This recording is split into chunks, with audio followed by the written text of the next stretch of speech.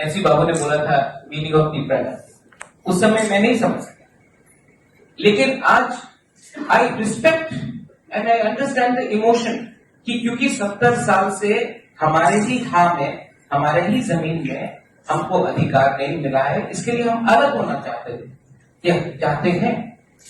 ये एक सेंटिमेंट है। ये सेंटिमेंट क्यों बना है? क्योंकि हमारी सोसाइटी को कभी भी आगे आने नहीं दी। जो आप यहां में आज कोशिश कर रहे हैं, किसी ने नहीं। हमारा सोसाइटी है कि यहां में कोई लाल बत्ती से तो नहीं आ रहा, कोई गाड़ी से तो नहीं आ रहा, हम गरीब हैं। त्रिपुरा का महाराजा भी गरीब है, जो भी केशव चौधरी बोल रहे, त्रिपुरा का महाराजा भी गरीब है।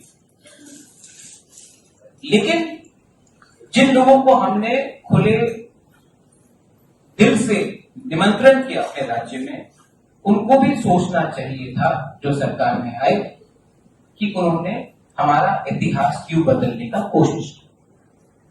आप एक एग्जाम्पल ले लीजिए, जेडी मंडल। क्या मतलब बनता है कि आप इतिहास को फिर से लिखें? कुछ मतलब नहीं बनता।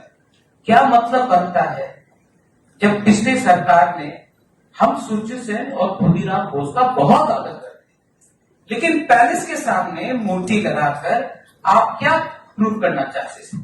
अगर वही चीज हमने किया होता तो कहते कि ये कॉम्युनल है, लेकिन जब उन्होंने किया तो उन्होंने कहा कि हम समाज को बनाए।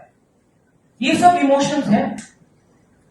आज हमारे बहुत ही सीनियर लीडर दार्लम जी ने कहा भगवान, पॉलिटिशियन का रोल भगवान होने का नहीं है, ना कि महाराजा का रोल है। आप प्लीज, मैं एक बात बोलता हूं, महाराजा का शब्द तो आप हटा ही दीजिए। डेमोक्रेसी में there is no maharaja, but if दोफा इज देयर, इफ ओकरा इज देयर, इफ चांटा is there, if Chaudhary is there, if होदा इज देयर, देन बुबाकरा has a role to play.